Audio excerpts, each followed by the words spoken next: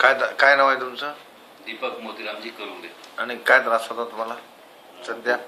बोटांच्या कांड्या. बोट वर करा तुमचं, असं हवेत समोर करा. काय झालं असं? काय आलंय बोटाला? हे कांडे खराब झाले होते. कशामुळे?